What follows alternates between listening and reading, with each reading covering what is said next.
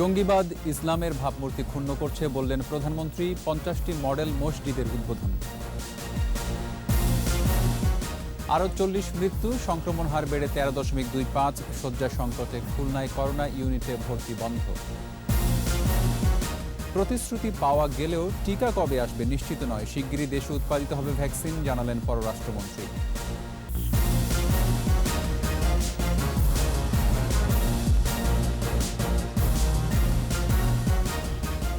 শুনছিলেন first security ইসলামী bank limited সংবাদ শিরোনাম। আমন্ত্রণ রাত 9টার 21 সংবাদের সাথে আছি রক্তিম ত্রিপুরা। দর্শক, 21 টেলিভিশনের সংবাদ একই সাথে সরাসরি দেখতে পাবেন আমাদের ফেসবুক পেজ www.facebook.com/2124 অনলাইনে।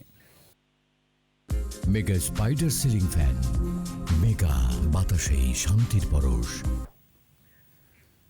প্রধানমন্ত্রী শেখ হাসিনা বলেছেন, ধর্মের নামে জঙ্গিবাদ সৃষ্টি করে মুষ্টিমেয় লোক শান্তির ধর্ম ইসলামকে বিতর্কিত করেছে। সব শ্রেণী পেশার মানুষের সমন্বয়ে মাদক, সন্ত্রাস ও জঙ্গিবাদ প্রতিরোধে কমিটি গঠনের আহ্বান জানিয়েছেন তিনি। গণভবন থেকে 50টি মডেল মসজিদ ও সংস্কৃতি কেন্দ্রের উদ্বোধন করে প্রধানমন্ত্রী বলেন, ইসলামিক মূল্যবোধ, সংস্কৃতি চর্চা ও বিকাশই এর মূল লক্ষ্য। বিস্তারিত জানাচ্ছেন আকবর হোসেন সুমন। 2017 সালের 25 এপ্রিল একনেক সভায় অনুমোদন হয় বাংলাদেশে 560টি মডেল মসজিদ ও সংস্কৃতি কেন্দ্র স্থাপন প্রকল্প। 8,722 কোটি টাকা ব্যয়ে এ প্রকল্পের আওতায় প্রতি জেলায় 4 তলা ও প্রতি উপজেলায় 3 তলা মডেল মসজিদ ও সংস্কৃতি কেন্দ্র নির্মাণের উদ্যোগ নেয় সরকার। গণভবন থেকে প্রথম পর্যায়ে সারা দেশে নির্মিত 50টি মডেল মসজিদ ও সংস্কৃতি কেন্দ্রের উদ্বোধন করেন প্রধানমন্ত্রী শেখ হাসিনা।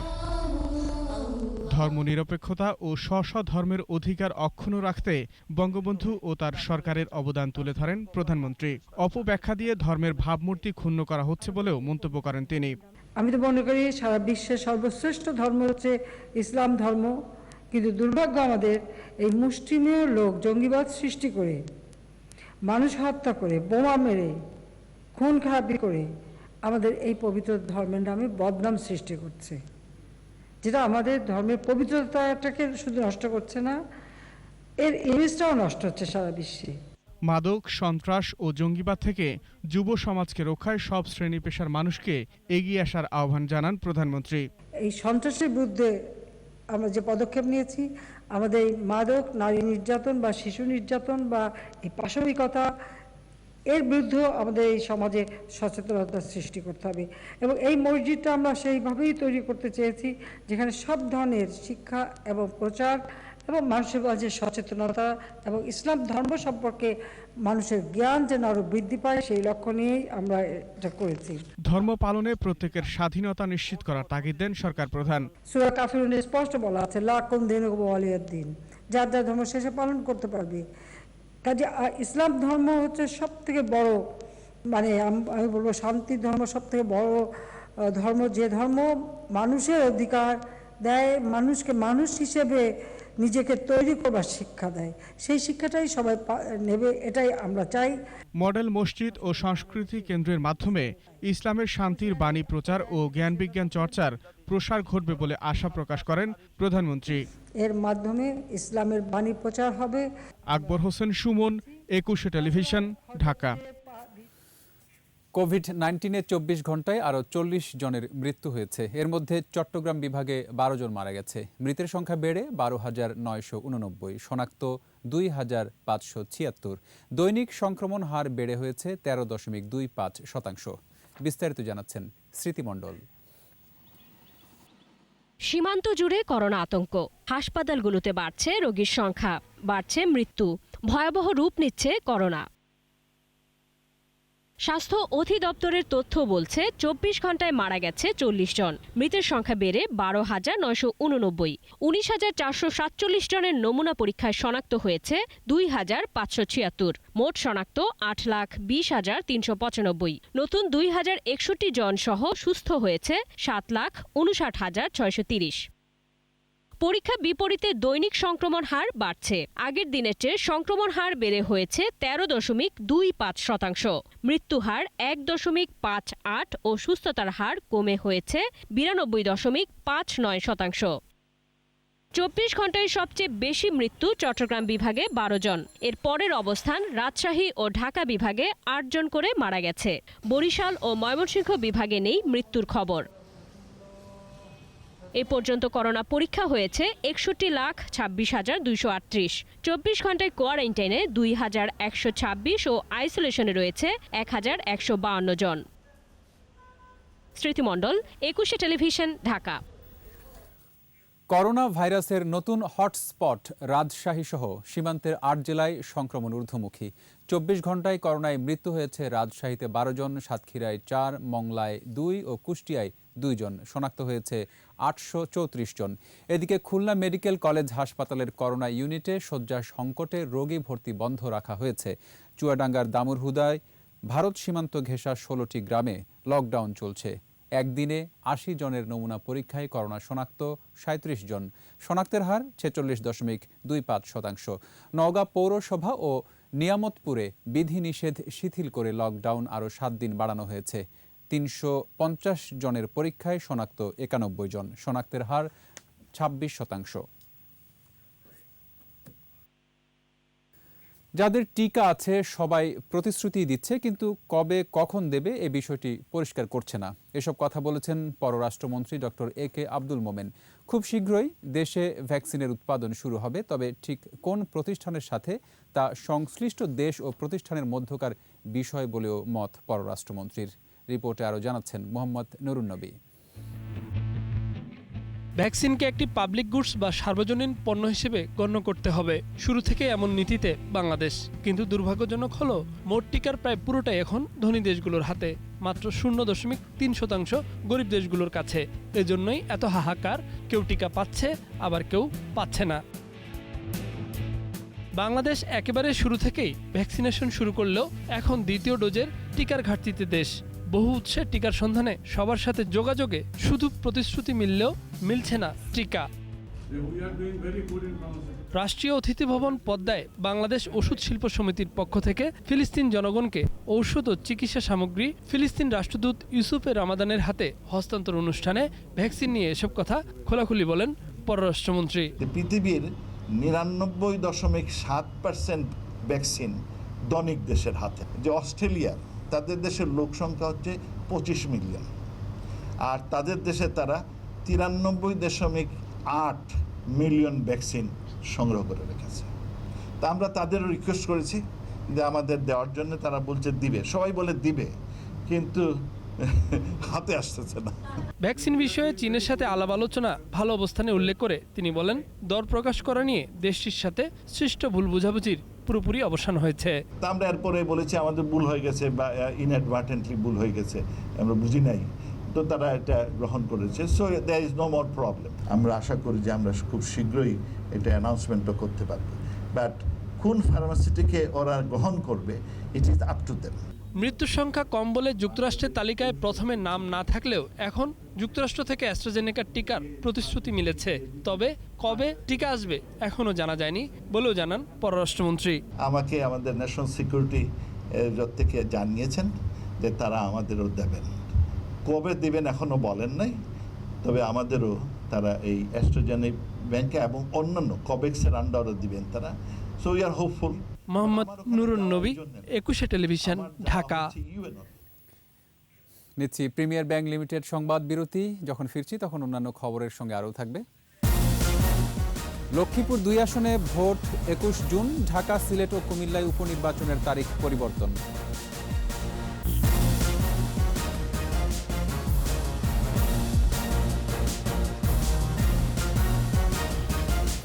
আমন্ত্রণ আবারও রাত 9:21 সংবাদে। করোনার উচ্চ সংক্রমণের কারণে 21 জুন নির্ধারিত খুলনা বিভাগের সব ইউনিয়ন পরিষদ সহ 163টি ইউনিয়ন পরিষদ এবং 9টি পৌরসভায় ভোট স্থগিত করেছে নির্বাচন কমিশন। সিলেট 3, ঢাকা 14 ও কুমিল্লা 5 আসনে উপনির্বাচনের ভোট 14 জুলাইয়ের পরিবর্তে 28 জুলাই হবে। তবে লক্ষ্মীপুর 2 আসনে ভোট নির্ধারিত দিন 21 জুনই হবে। বিস্তারিত জানাচ্ছেন স্মৃতিমণ্ডল। নির্বাচন কমিশন সচিবালয়ে প্রধান নির্বাচন কমিশনার কে এম নুরুল হুদার সভাপতিত্বে 82তম কমিশন সভা।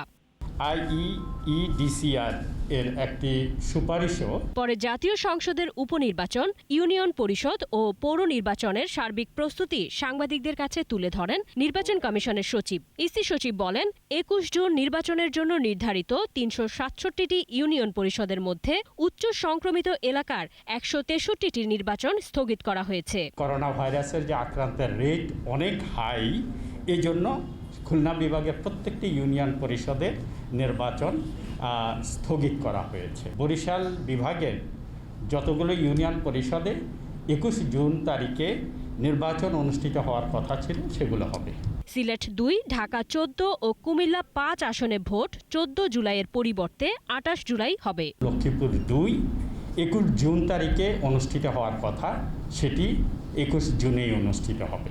সিলেট ৩, ঢাকা ১৪ এবং কুমিল্লা ৫ শূন্য আসনের যে উপনির্বাচন, যেটি ১৪ জুলাই অনুষ্ঠিত হওয়ার কথা ছিল, সেই ভোট গ্রহণের তারিখটি ২৮ জুলাইতে হবে এবং অন্যান্য তফসিলের অন্যান্য তারিখ নির্ধারিত থাকবে।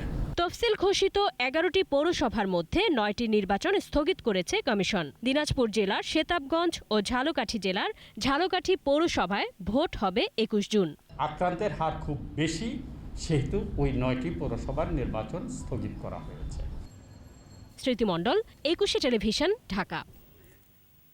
বিএনপিকে মুখোশের আড়ালে বহুরূপী দানব বলে মন্তব্য করেছেন আওয়ামী লীগের সাধারণ সম্পাদক ওবায়দুল কাদের।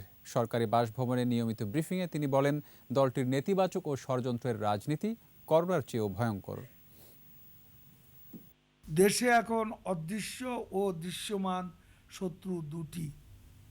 অদৃশ্য শত্রু হচ্ছে করোনা, আর দৃশ্যমান শত্রু বিএনপি। দৃশ্যমান শত্রু বিএনপি রাজনীতি, অদৃশ্য শত্রু করোনার চেয়েও ভয়ঙ্কর।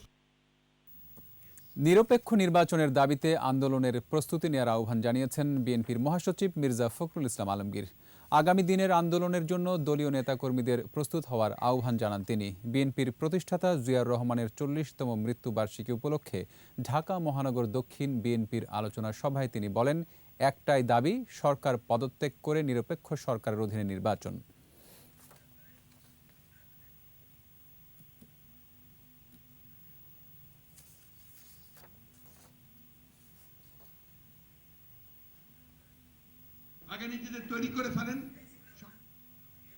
এবার ব্যবসা বাণিজ্যের খবর।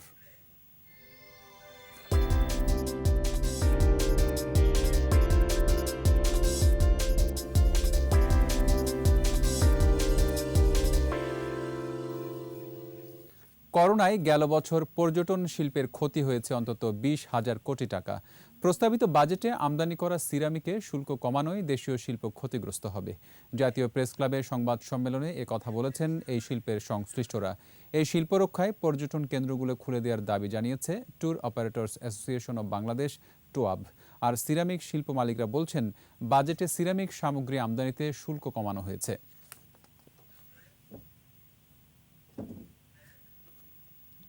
আবারও প্রিমিয়ার ব্যাংক লিমিটেড সংবাদ বিরতি, ফিরে এসে অন্যান্য খবরের সঙ্গে আরও থাকছে। ডিপিএলে শাইনপুকুরকে হারালো ঢাকা আবাহনী, মোহামেডানকে রুখে দিল রূপগঞ্জ।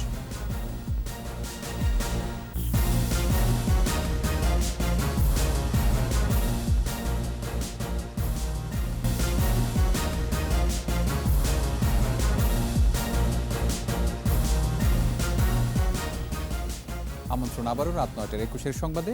এবার আন্তর্জাতিক খবর।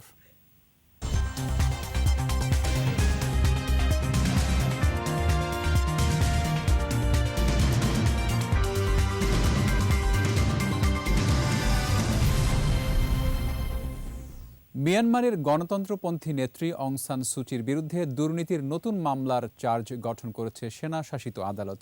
সুচির বিরুদ্ধে ৬ লাখ মার্কিন ডলার ও ৭টি স্বর্ণের বার নেয়ার অভিযোগ আনা হয়েছে। শুধু সুচিই নয়, তার দল ন্যাশনাল লীগ ফর ডেমোক্রেসি এনএলডির বেশ কয়েকজন শীর্ষ নেতার বিরুদ্ধেও জমি কেনা বেচায়, অর্থ আত্মসাৎ সহ দুর্নীতি ও ঘুষ নেয়ার অভিযোগ আনা হয়েছে। মামলায় দোষী সাব্যস্ত হলে ১৫ বছর পর্যন্ত সাজা হতে পারে সুচির। এর আগে সরকারি গোপন আইন লঙ্ঘন সহ সুচির বিরুদ্ধে ৬টি মামলা করে সেনা শাসকরা। গেল ১ ফেব্রুয়ারি সেনা অভ্যুত্থানের পর থেকে গৃহবন্দী অং সান সুচি। এবার খেলার খবর।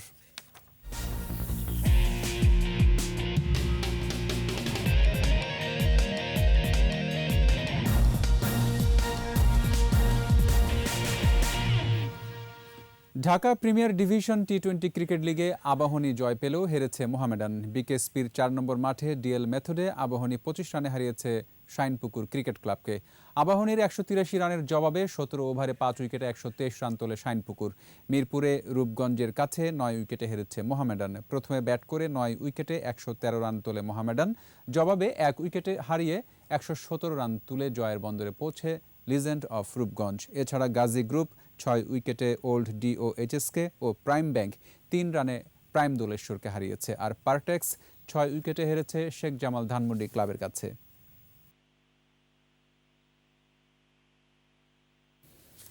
আর এরই সাথে শেষ করছি রাত ৯টার ২১-এর সংবাদ। যাবার আগে ফার্স্ট সিকিউরিটি ইসলামী ব্যাংক লিমিটেড সংবাদ শিরোনামগুলো আরও একবার। জঙ্গিবাদ ইসলামের ভাবমূর্তি নষ্ট করছে বললেন প্রধানমন্ত্রী। ৫০টি মডেল মসজিদের উদ্বোধন। আরও ৪০ মৃত্যু, সংক্রমণ হার বেড়ে ১৩.২৫। শয্যা সংকটে খুলনায় করোনা ইউনিটে ভর্তি বন্ধ। প্রতিশ্রুতি পাওয়া গেলেও টিকা কবে আসবে নিশ্চিত নয়। শিগগিরই দেশে উৎপাদিত হবে ভ্যাকসিন, জানালেন পররাষ্ট্রমন্ত্রী।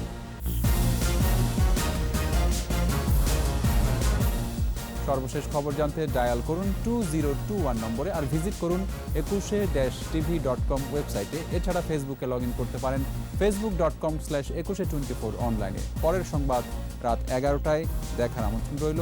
স্বাস্থ্যবিধি মেনে চলুন, সুস্থ থাকুন।